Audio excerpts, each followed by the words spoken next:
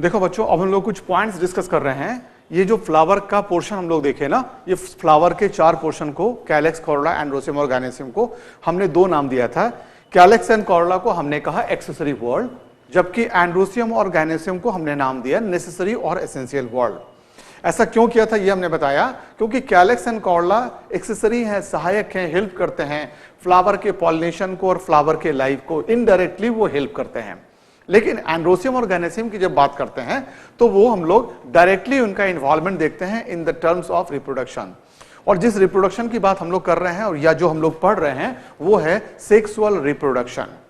अब हम लोग इनसे रिलेटेड कुछ खास बातें, जब सेक्सुअल रिप्रोडक्शन की बात होती है तो there is a fusion of 2 gamete, हम 2 फ्यूजन गैमेट की बात करते हैं। उन दोनों गैमेट के फ्यूजन का रिजल्ट होता है जायगोट का फॉर्मेशन। अगर एक यूनिवर्सल बात बोलें तो तुमको यह समझना है, दुनिया के सारे गैमेट्स हैप्लॉइड होते हैं irrespective of their parent. Parent कैसे, इस बात पे डिपेंड नहीं करता है। पेरेंट डिप्लॉयड भी हो सकते हैं, 2n हो सकते हैं, पेरेंट हैप्लॉइड हो सकते हैं, n हो सकते हैं। लेकिन पेरेंट चाहे डिप्लॉयड हो चाहे वो हैप्लॉइड हो, गैमेट्स हमेशा n होता है, हैप्लॉइड ही होता है। अब समझो, ये 2 गैमेट है, एक मेल गैमेट है और एक फीमेल गैमेट है। इन दोनों गैमेट का नेचर कैसा होगा? इन दोनों गैमेट का नेचर हैप्लॉइड ही होगा। पहली बात, दुनिया के सारे, बात को अच्छे से समझना, दुनिया के सारे गैमेट्स की बात कर रहे हैं। ये प्लांट भी हो सकता है, ये एनिमल भी हो सकता है, प्लांट्स में डिप्लॉयड भी हो सकता है, हैप्लॉइड भी हो सकता है। They all are haploid, they all are n। और दोनों गैमेट का फ्यूजन हो गया। ये दिखा रहे हैं 2 गैमेट हैं, आपस में फ्यूज कर गए। अगर ये फ्यूज कर गए तो इसको कहेंगे zygote. The moment 2 gamete fuse the resultant is called as zygote. अब हम लोग इसको जायगोट कहते हैं। और जब ये जायगोट डेवलप करना शुरू करता है तब हम इसको एम्ब्रायो नाम देते हैं। क्या नाम देते हैं इसको? हम लोग एम्ब्रायो का नाम देते हैं। डेवलपिंग जायगोट को एम्ब्रियो कहते हैं। क्या कहते हैं? डेवलपिंग जायगोट को एम्ब्रियो कहते हैं। ये जायगोट जब डेवलप करने लगेगा, इसका मतलब ये जो सेक्शन होता है इसको एम्ब्रायोलॉजी कहते हैं, क्योंकि ये एम्ब्रायो का फॉर्मेशन किया। अब ओवरी जो था, वो ओवरी जिसको हम लोग पहले दिखा रहे थे, वो जो ओवरी दिख रहा था यहां पे, ये छोटा सा, ये फर्टिलाइजेशन के बाद फ्रूट में कन्वर्ट हो गया। इस पूरे स्टडी को एम्ब्रियोलॉजी का पार्ट मानते हैं, है ना। तो एम्ब्रियोलॉजी एक तुम्हारा सेक्शन होता है जिसको हम लोग इसी समय पढ़ते हैं। और ये जो दिखा रहे थे ना, फ्रूट कैसे बना होगा, ये ओवरी फ्रूट में कन्वर्ट हुआ। लेकिन कब? जब फर्टिलाइजेशन हो गया होगा तब। ओवरी के अंदर ओव्यूल्स पाया जाता है जो फ्रूट में सीड के फॉर्म में दिख रहा होगा। इस फ्रूट को काटेंगे, इसके अंदर सीड के फॉर्म में दिख रहा होगा। तो ये जो सेक्शन होता है, ये एम्ब्रियो से रिलेटेड, फर्टिलाइजेशन से रिलेटेड, एम्ब्रियो का फॉर्मेशन, सीड का फॉर्मेशन, एंडोस्पर्म का फॉर्मेशन, इन सबको हम लोग एम्ब्रायोलॉजी टॉपिक में पढ़ते हैं। दो this is the part of sexual reproduction का एक पार्ट है। सेक्सुअल रिप्रोडक्शन को हम 2 पार्ट में डिवाइड करते हैं, प्री फर्टिलाइजेशन, फर्टिलाइजेशन के पहले, एंड पोस्ट फर्टिलाइजेशन, फर्टिलाइजेशन के बाद। ये 2 टर्म में 2 डिवाइड करके रखते हैं हम लोग। अब हम लोग इसी बात से रिलेटेड कुछ टॉपिक्स में कुछ नाम्स यहां पे हैं, इनको हम लोग डिस्कस कर रहे हैं। आदर के साथ प्रोफेसर पंचानंद माहेश्वरी, है ना, बनारस हिंदू यूनिवर्सिटी के थे ये product. Panchanand Maheshwari, father of Indian plant physiology इनको कहा गया। इन्होंने एम्ब्रियोलॉजी पे बहुत सा वर्क किया, है ना। और इंडिया में एम्ब्रियोलॉजी के पूरे कॉन्सेप्ट को देने वाले प्रोफेसर पंचानंद माहेश्वरी, है ना, ये बहुत ही ज्यादा काम किए हैं। और पूरे इंडिया में जो प्लांट फिजियोलॉजी का कॉन्सेप्ट बहुत तेजी से ग्रो किया, उसके पीछे सारा श्रेय जाता है श्री पंचानंद माहेश्वरी सर को। अब हम लोग कहते हैं floriculture. Floriculture cultivation, breeding of flower, है ना। ये जो हम लोग फ्लावर लगाते हैं, देखते होंगे मंदिरों के पास बहुत सा फूल बिक रहा है। कहां से इतना फूल आ गया? लोग फूलों की खेती कर रहे होते हैं, क्योंकि उनको पता चल गया है कि आजकल बहुत ज्यादा मंदिरों में भीड़ बढ़ रही है ना। फूलों की सजावट होती है, शादी ब्याह में देखते होंगे बिल्कुल पहले के राजघरानों की तरह लोग फूलों से सजा देते हैं। मतलब आज के डेट में ये एक इकोनॉमी का साधन हो चुका है फ्लोरिकल्चर। मतलब cultivation, breeding of flower for the purpose of commercialisation. हम लोग इसको बेचते हैं, इसीलिए ये हम लोग क्या कर रहे हैं, कमर्शियल पर्पस से फ्लावर को लगाया जा रहा है। ये एक इंपॉर्टेंट पार्ट हो गया। इसके स्टडी को, है ना, फ्लावर के लगाने के मेथड को, ग्रो कराने को, कल्टीवेशन करने को और मार्केटिंग करने को हम लोग क्या नाम दिए? फ्लोरिकल्चर का नाम दिए। जब हम लोग ये sexual reproduction in flowering plant पढ़ते हैं ना, तो जो एक एग्जाम्पल के रूप में बार बार हम लोग चर्चा करते हैं, उस प्लांट का नाम है कैप्सुला बर्सा, है ना। क्या नाम है इसका? कैप्सुला बर्सा। ये हम लोग टर्म यूज करते हैं, this is a typical angiospermic plant. ये टर्म तुम सोचते होगे किताब में लिखा हुआ टिपिकल एंजियोस्पर्मिक प्लांट का क्या मतलब है बच्चों? इसका मतलब है कि ये एंजियोस्पर्म के, जब हम लोग प्लांट को पढ़ते हैं तो एंजियोस्पर्म के ज्यादा से ज्यादा कैरेक्टर को देखने के लिए हम इसी प्लांट को बार बार लेते हैं। ये टिपिकल प्लांट है, ये एक यूनिक प्लांट है जो करीब करीब सारे इंपॉर्टेंट कैरेक्टर को शो कर रहा होता है। किसका? एंजियोस्पर्म का। तो ये एंजियोस्पर्म के सारे कैरेक्टर को शो करता है, इसीलिए हम लोग इसका एंजियोस्पर्मिक प्लांट में टिपिकल प्लांट के रूप में इसको हम लोग कंसीडर करते हैं। प्लांट का नाम है कैप्सुला बर्सा। तो ये तुमको समझ में आ गया what is a typical angiospermic plant. अब हम लोग फ्लावर को डिफाइन कर रहे होते हैं। फ्लावर क्या है? प्लांट का बेसिकली दो ही पार्ट होता है, एक रूट और एक शूट, है ना। तो प्लांट भी क्या है? शूट है, लेकिन कैसा? ये मॉडिफाइड हो गया है। ये बेसिकली क्या है? और फ्लावर की स्टॉक को, ये जो फ्लावर हम लोग दिखा रहे थे ना, ये जो इसका स्टॉक था जिससे हम लोग होल्ड करते हैं फ्लावर को, इस स्टॉक को पेडिसील कहते हैं। क्या कहते हैं? फ्लावर के स्टॉक का नाम पेडिसील करते हैं। पेडिसील तुम लोग कभी भी नहीं भूलोगे। क्यों? क्योंकि जब कभी तुम लोग अपने फ्रेंड्स डे में अपने दोस्तों को गुलाब का फूल देते हो तो उंगलियों से क्या पकड़े रहते हो? फ्लावर का पेटल नहीं, बल्कि पेडिसील। क्या पकड़ते हो? पेडिसील पकड़ के फ्लावर का एक रोज देते हो अपने दोस्तों को। ये टीचर्स डे में देते हो अपने टीचर्स को, फ्रेंड्स डे में देते हैं अपने फ्रेंड्स को। तो ये पेडिसील क्या हो गया? Pedicel is the stalk of flower, जिसको हम लोग होल्ड करते हैं ना, उस स्टॉक को कहते हैं पेडिसील।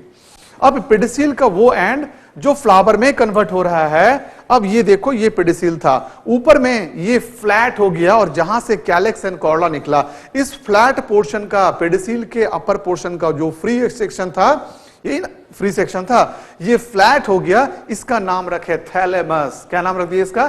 थैलेमस। तो इसके फ्री एंड को पेडिसील के हम लोगों ने नाम दे दिया थैलेमस। थैलेमस क्या है? ये मॉडिफाइड स्टेम है, ये भी मॉडिफाइड स्टेम है और इसमें नोड्स और इंटरनोड्स पाया जाता है। तो हम लोग कहते हैं ये भी नोड्स और इंटरनोड्स को कैरी कर रहा होता है। और 4 वर्ल्ड ऑफ फ्लावर जो है, ये बेसिकली 4 तरह के पत्ते हैं। ये पत्ते हैं जो मॉडिफाइड हो गए हैं, कैलेक्स, कोरोला, एंड्रोसियम और गायनेसियम। ये जो चारों है ना, कैलेक्स, कोरोला, एंड्रोसियम और गायनेसियम की जो बात हम लोग कर रहे हैं, बेसिकली ये क्या है? ये भी मॉडिफाइड है, एंड्रोसियम और गायनोसियम। ये चारों जो पोर्शन हम लोग देख रहे हैं, ये चारों पत्तों का मॉडिफिकेशन है। ये देखो, पत्ते से हम इसको बना के दिखाते हैं। ये पत्ते को ले लो और ये देखो, ये पत्ते से कैसे नेचर में बना, ये समझने की कोशिश करो। कैलेक्स और कॉर्ला तो बिल्कुल लगता है पत्ते की तरह है, ये मॉडिफाइड हो गया। इस एंड्रोसियम को भी समझो। इस एंड्रोसियम के बीच में ये कैसे लीफ का मॉडिफिकेशन, इसको समझाने की कोशिश कर रहे हैं। इसमें कनेक्टिव का पोर्शन है बीचों बीच। ये देखो, पत्ते का मिडरिब है, यही ऐसे फोल्ड हुआ, मिडरिब से फोल्ड हुआ और जुड़ गया। अब देखो इसके शेप को और एंथर को, है ना, बिल्कुल एक सा, ये कनेक्टिव है और दोनों तरफ 2 लोब बन गया। तो ये पूरा का पूरा पोर्शन, इवोल्यूशन जब हो रहा था उस समय फ्लावर के ये चारों पोर्शन, जिसका नाम कैलेक्स, कोरोला, एंड्रोसियम और गायनेसियम है, बेसिकली ये पत्ते से मॉडिफाइड होके बने हैं। इसलिए इसको हम लोग किस नाम से जानते हैं? All are basically, calyx, corolla, androecium and gynoecium are basically what? They are modified stem, है ना। स्टेम का मॉडिफिकेशन है। स्टेम्स में ये लीफ का, बेसिकली स्टेम में जो लीफ होल्ड कर रहा था, जो पोर्शन लीफ को कैरी कर रहा था, जो पोर्शन लीफ था, यही वो पोर्शन है जो मॉडिफाइड होके क्या बनाया? फ्लावर बनाया है। तो this 4 whorl are basically modified leaf. ये इवोल्यूशन में धीरे धीरे बना और उस बर्ड को हम लोग फ्लावरिंग बर्ड के नाम से जानते हैं। अब हम लोग सेपल्स की बात कर रहे हैं। तो 4 whorls are basically sepals. Sepals कौन सा पोर्शन था? फिर हम लोगों ने दिखाया सेपल्स यूजुअली ग्रीन पोर्शन था। फ्लावर का कौन सा पोर्शन था? ग्रीन पोर्शन था। लेकिन एक प्लांट है, हम लोग अपने गार्डन में लगाते हैं, मुसेंडा का प्लांट, बहुत सुंदर सा फ्लावर टाइप का दिखता है। बेसिकली हुआ क्या, उसका फ्लावर तो बहुत छोटा होता है, लेकिन एक जो कैलेक्स होता है ना, यही कलरफुल हो जाता है। ये जो कैलेक्स है, यही सुंदर से कलर में कन्वर्ट हो जाता है। Calyx become colourful. ये मुसेंडा के फ्लावर का कैरेक्टर है। ये जो एग्जाम्पल है, ये बीएचयू में आया हुआ क्वेश्चन है ना। ये बीएचयू में क्वेश्चन आया हुआ है कि sepal of calyx is modified into beautifully coloured yellow colour petals के समान हो गया है। तो ये सेपल पेटल की तरह हो गया है। इसके लिए हम लोग एक टर्म को यूज किए थे, सेपल पेटल की तरह हो गया है। इट बिकम पेटलॉयड, है ना, पेटल की तरह हो गया है। Sepal become petaloid. ये टर्म मुसेंडा के प्लांट के लिए ये बीएचयू में आया हुआ क्वेश्चन है ना। तो ये मुसेंडा में क्या हुआ, वन सेपल इज मॉडिफाइड, ये मॉडिफाइड हो गया है, सेपल कलरफुल हो गया है और ये मॉडिफाइड हो गया है और पेटल की तरह दिख रहा है, इसीलिए टर्म यूज किए पेटालॉयड, पेटल की तरह। बातों को समझना है अच्छी तरह से। कौन कन्वर्ट हुआ है, सेपल कन्वर्ट हुआ है, ग्रीन कलर का सेपल कन्वर्ट हुआ है इनटू पेटल। और फाइनली अब हम लोग आते हैं, ये जब कलरफुल हो गया तो पर्पस क्या था, ये एडवर्टीजमेंट कर रहा था, दूर दूर तक इंसेक्ट को दिख रहा था, अरे ये तो कलरफुल पोर्शन है, एक फ्लैग की तरह दिख रहा था, एडवर्टाइज कर रहा था, अपने कलर को दूर दूर तक बिखेर रहा था ताकि दूर दूर से इंसेक्ट आए और इसमें पॉलिनेशन कर पाए, इसलिए इसको कहते हैं एडवर्टाइजिंग फ्लैग। किसको कहते हैं, मुसेंडा के उस कैलेक्स को जो देखने में कलरफुल हो गया है, हमने उसका नाम रखा एडवर्टाइजिंग फ्लैग। अब हम लोग आते हैं बच्चों, दो छोटे छोटे टर्म्स हैं, मोनोकार्पिक है ना एंड पॉलीकार्पिक। मोनो मतलब वन, कार्प मतलब फ्रूट, पॉली मतलब मेनी, फिर कार्प मतलब फ्रूट। अब इन दोनों शब्दों को फिर से अच्छे से समझना शुरू करो। सबसे पहले ये दोनों टर्मों को समझा रहे हैं। मोनो मतलब वन, कार्प मतलब फ्रूट। जिस प्लांट में पूरे लाइफ में एक बार ही फल आता हो, फ्रूट्स आता हो, ऐसे फ्लावर को हम लोग कहते हैं मोनोकार्पिक फ्रूट। क्या कहते हैं, ऐसे फ्लावर को, ऐसे प्लांट को जिसके पूरे लाइफ में एक बार ही फ्रूट आता, हम लोग क्या कहते हैं, मोनोकार्पिक फ्रूट। अब इस बात को समझाने के लिए हम लोग अपने घर में छोटे से किचन गार्डन में क्या क्या लगाते हैं, टमाटर लगा देते हैं, भिंडी लगा देते हैं, मिर्च लगा देते हैं, लेडी फिंगर लगा दिए। ये जो सब्जियां होती हैं, इसमें जो फ्रूट्स आते हैं, क्या वो प्लांट दूसरे साल रहता है? हम कहेंगे बिल्कुल नहीं। हमने टमाटर का बीज डाला, टमाटर हुआ और उसके बाद प्लांट खुद ब खुद मर गया, लाख पानी देते रहे, इसका मतलब प्लांट एक ही सीजन के लिए ग्रो किया और उस प्लांट के लाइफ में एक ही बार फ्लावर एंड फ्रूट आया। पहले फ्लावर आता है, बाद में उसके ओवरी से फ्रूट में ये कन्वर्शन होता है। ऐसे प्लांट को एनुअल प्लांट कहते हैं। तो ये देखो दोनों टर्म अभी हम समझाएंगे। ये नॉर्मली बहुत कंफ्यूजिंग टर्म है, इसको बहुत अच्छे से समझना है। तो जिस प्लांट के लाइफ में एक ही बार फ्रूट आएगा, कार्प मतलब शब्द का मतलब होता है फ्रूट, इसको हम लोग कहते हैं मोनोकार्पिक। जिस भी प्लांट के लाइफ में एक बार आया कौन, फ्रूट, तो हम लोग नाम क्या रखे, मोनोकार्पिक फ्रूट। और इसका एग्जांपल होता है annual and biennial plant. Annual plant किसको बोलते हैं, इसको समझा रहे हैं, और बाइनियल किसको बोलते हैं, इसको भी समझा रहे हैं। ऑल सीरियल्स, राइस, व्हीट, मेज जब हम लगाते हैं ना, जिस साल हम बीज डालते हैं उसी साल वो प्लांट ग्रो करता है और उसी साल उसमें फ्लावर आ जाता है और उसी साल इसमें फ्रूट का फॉर्मेशन हो जाता है। Rice, wheats are fruits. ये जो ग्रेन्स हम लोग खा रहे हैं ना, ये बेसिकली क्या है, फ्रूट्स है। और मम्मी लोग जब उपास करती है तो क्या कहती हैं कि नहीं हमें सिर्फ फ्रूट खाना है, तो उनको पूरी बॉटनी पढ़ाओ और बताओ मम्मी ये देखो राइस और व्हीट, बॉटनी की किताब में लिखा हुआ these are nothing but fruit, इसीलिए आराम से रोटी और चावल खाओ और क्या करो, उपास करो। क्यों? क्योंकि टेक्निकली ये फ्रूट्स हैं। तो this cereals are also fruit. तो अब देखो मोनोकार्पिक का मतलब क्या हो गया, मोनोकार्पिक का मतलब हो गया जिसके लाइफ में एक बार ही फ्रूट आता हो। तो राइस का ग्रेन्स लगाए, व्हीट का ग्रेन्स लगाए, टोमेटो का प्लांट लगाए, लेडी फिंगर का प्लांट लगाए, चिली का प्लांट लगाए, सभी में एक बार प्लांट ग्रो किया, फ्रूट आया और फ्रूट हम लोग तोड़ लिए। उसके बाद प्लांट को छोड़ दें, फिर भी दोबारा फ्रूट नहीं आता है और बेसिकली एक सीजन के बाद फ्लावर का एंड हो जाता है, फ्रूट्स का भी एंड हो जाता है और प्लांट का भी एंड हो जाता है। तो इसका लाइफ साइकिल ही है एक साल का। ऐसे प्लांट जिसके लाइफ साइकिल को 1 ईयर्स कहते हैं, हम लोग कहते हैं एनुअल। अब एनुअल समझने के लिए फिर हम दो शब्दों को समझा रहे हैं। दो शब्द तुमको समझना है, वेजिटेटिव एंड रिप्रोडक्टिव, है ना। दो शब्द बताए, vegetative part and reproductive part of flower. जब एक प्लांट हम लोग लगाते हैं ना, तो इसमें दो प्लांट, जैसे ही सीड को डालते हैं बॉडी में रूट, स्टेम और लीफ बनता है। सीड से क्या बनता है, पहले रूट, स्टेम और लीफ बनता है। रूट, स्टेम और लीफ के ग्रोथ को हम लोग कहते हैं वेजिटेटिव ग्रोथ। क्या नाम देते हैं इसका, वेजिटेटिव ग्रोथ। तो पहला ग्रोथ कहलाता है वेजिटेटिव ग्रोथ। और जब रूट, स्टेम और लीफ का फॉर्मेशन हो जाता है ऐसे प्लांट में, अब फ्लावर, फ्रूट एंड सीड का फॉर्मेशन होता है। फ्लावर और फ्रूट और सीड के फॉर्मेशन को हमने नाम दिया रिप्रोडक्टिव ग्रोथ। तो दो बातें हो गई, एक प्लांट के लाइफ में दो ग्रोथ होता है, एक वेजिटेटिव ग्रोथ होता है और जब वेजिटेटिव ग्रोथ हो जाता है तब इसमें रिप्रोडक्टिव ग्रोथ होता है। ये दो ग्रोथ की बात हम लोग कर रहे हैं। अब एनुअल प्लांट ऐसे प्लांट को कहते हैं जिसमें एक सीजन या एक साल में ही दोनों ग्रोथ हो जाए। अब हम लोग क्या किए, चने को मिट्टी में डाले और राइस का दाना मिट्टी में डाले, व्हीट का दाना मिट्टी में डाले, क्या देखे, इनसे प्लांट ग्रो किया, रूट, स्टेम और लीफ, और फिर फ्लावर और फ्रूट भी बन गया। इस रूट, स्टेम, लीफ के फॉर्मेशन को और हम लोग कहे वेजिटेटिव ग्रोथ, और फिर फ्लावर और फ्रूट बना, हमने इसका नाम रखा रिप्रोडक्टिव ग्रोथ। जब ये दोनों ग्रोथ एक ही सीजन या एक ही साल के अंदर हो जाते हैं, प्लांट को कहा जाता है एनुअल प्लांट। तो एनुअल प्लांट में एक ही बार चूंकि फ्रूट्स बनता है, हमने कहा इसे मोनोकार्पिक प्लांट। तो ये समझ में आ गया, मोनोकार्पिक प्लांट के तुम्हारे पास बहुत से एग्जाम्पल हो गए, बहुत से एग्जाम्पल हो गए। सोचना शुरू करो, जो जो तुम लगाते हो ना, राइस लगाते हैं उसी साल खाते हैं, व्हीट लगाते हैं, मेज लगाते हैं, जितनी हरी सब्जियां लगाते हैं ना, ये सब उसी साल लगाते हैं और उसी साल खा लेते हैं। लेकिन कुछ सब्जियों को छोड़ के हम लोग कहते हैं बाइनियल प्लांट। बाइनियल प्लांट का एग्जाम्पल होता है रेडिश, मूली और गाजर, कैरेट। हम लोग मूली और गाजर है ना, रेडिश और कैरेट को जब सीड डालते हैं ना, तो उसी साल उसमें रेडिश और कैरेट का फॉर्मेशन, ये दिखा रहे हैं कैरेट हो गया, ये दिखा रहे हैं रेडिश का फॉर्मेशन मिट्टी के नीचे हो गया और ऊपर पत्ता लगा हुआ है ना, ये पत्ता ऊपर दिखा रहे हैं, ये मिट्टी के नीचे ग्रो कर गया। लेकिन पहले साल सिर्फ रूट स्टेम बना, ये रूट है मॉडिफाइड, है ना। रेडिश और कैरेट क्या है, ये मॉडिफाइड रूट है। हम लोग बाइनियल समझा रहे हैं, बाइनियल टर्म को समझना। बाई मींस टू, है ना, एनुअल तो समझ में आ गया, बाई मींस टू। अब जिस प्लांट का लाइफ स्पैन 2 साल का होता हो और इसमें दूसरे साल में आके फ्रूट और सीड बनता हो, हम लोग ऐसे प्लांट को कहते हैं बाइनियल प्लांट। क्या कहते हैं ऐसे प्लांट को हम लोग ऐसे प्लांट का नाम रखते हैं बच्चों, बाइनियल प्लांट।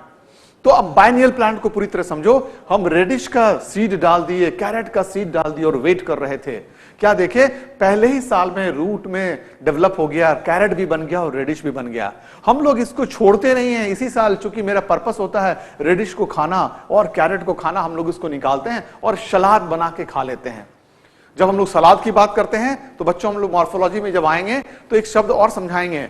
सलाद जो हम लोग खाते हैं, ये सलाद है ही नहीं। ये जो सलाद खा रहे हैं ना, गाजर, चुकंदर, बीट, खीरा सबको काट के, ये बेसिकली सलाद तो है ही नहीं। किसी भी होटल में जाओ, अगर इन्हीं चीजों को दे तो पैसा मत देना और बोलना ये आपने सलाद खिलाया ही नहीं। अगर वो पूछे क्यों, तो बताना उनको कि salad is named after one plant. एक प्लांट को कहते हैं सलाद, है ना, salad, actually the term is सलाद।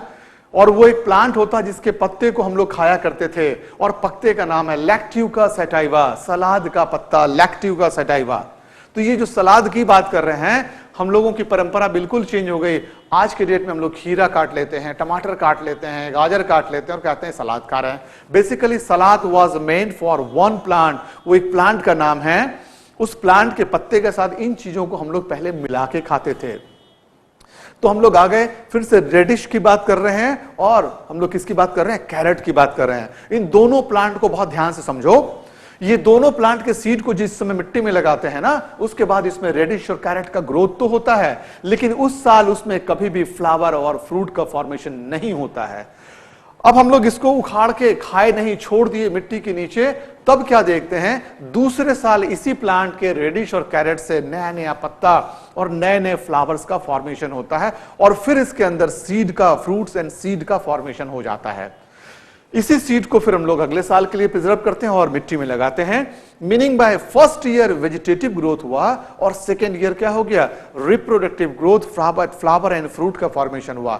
ऐसे प्लांट को हम लोग बाइनियल प्लांट कहते हैं बच्चों। क्या कहते हैं, ऐसे ही प्लांट को हमने बाइनियल नाम दिया। तो बाइनियल को हम लोग कैसे समझेंगे, हम लोग इसको बताएंगे। First year what happens, first year vegetative growth takes place, that is root, stem and leaves are form in the first year, and in the next year the same plant will produce flower, fruits and seed. अगले साल उसी plant से क्या बनेगा, flower, fruit और seed का formation होगा।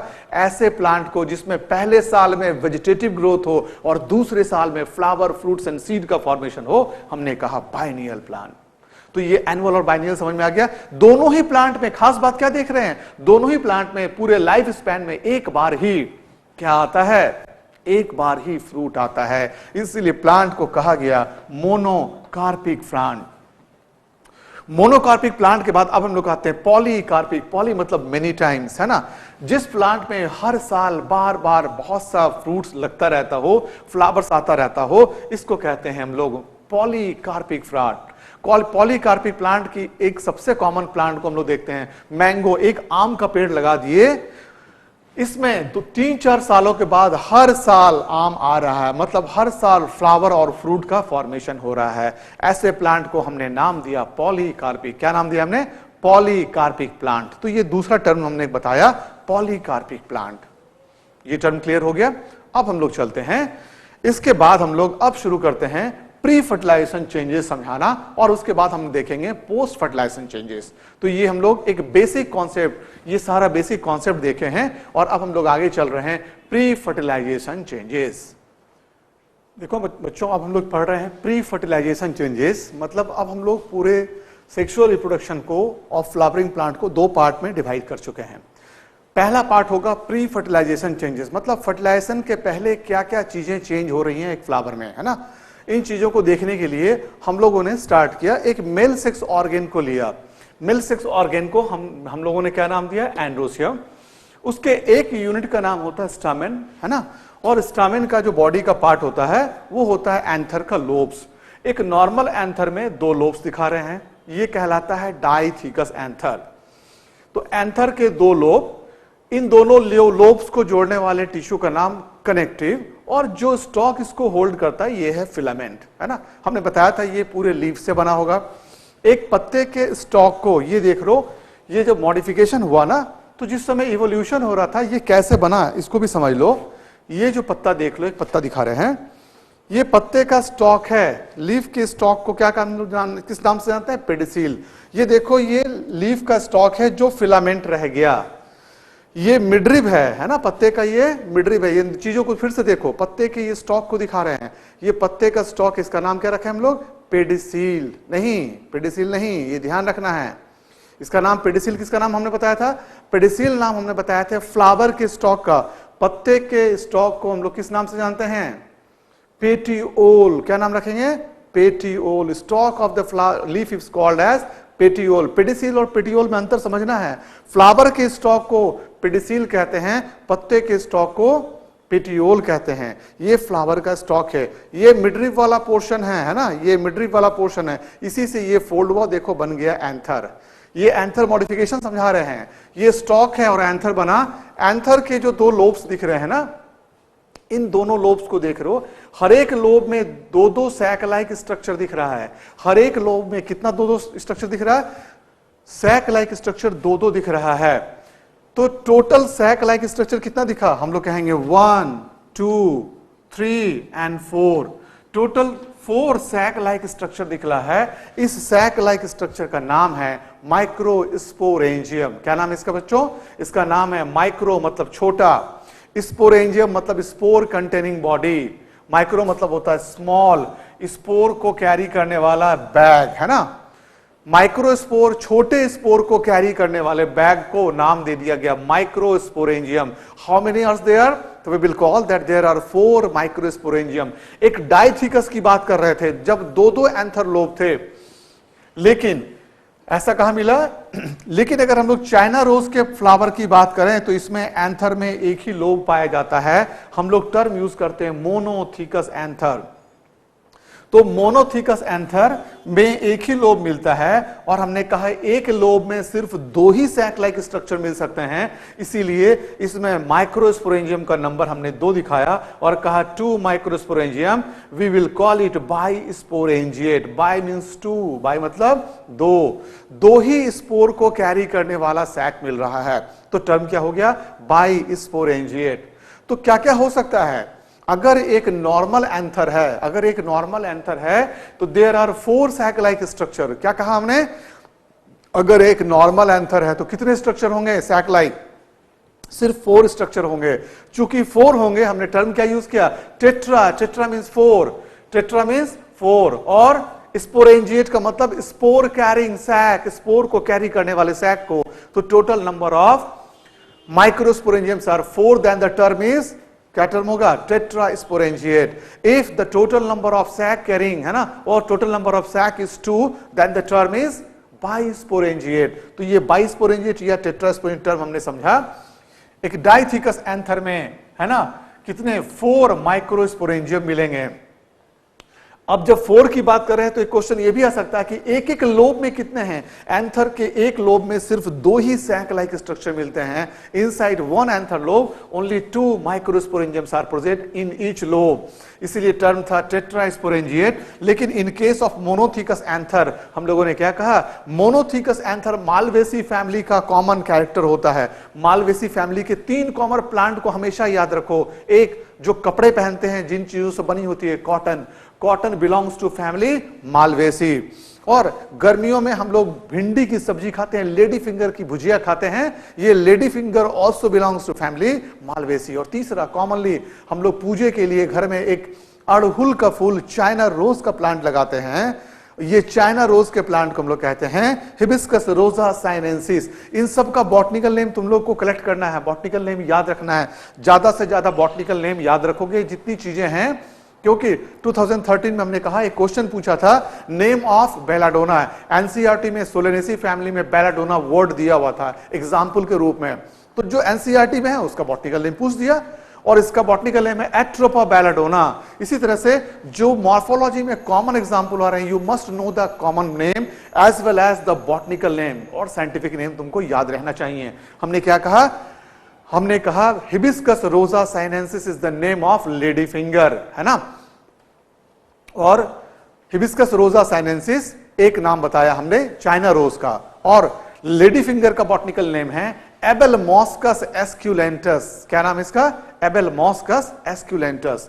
तो अब हम लोग ये टर्म यूज कर रहे हैं। पहला टर्म हमने यूज किया मोनोथिकस एंथर। मोनोथिकस एंथर किस फैमिली में मिलता है, ये मालवेसी फैमिली का कॉमन कैरेक्टर है। ये किसका कैरेक्टर है, मालवेसी फैमिली का मोनोथिकस एंथर मिलना। इसका मतलब इसमें एक ही चेंबर होते हैं और एक चेंबर में 2-2 spore like spore carrying sac containing मिलता है। इस स्पोर कंटेनिंग सैक का नाम रखा गया माइक्रोस्पोरेंजियम।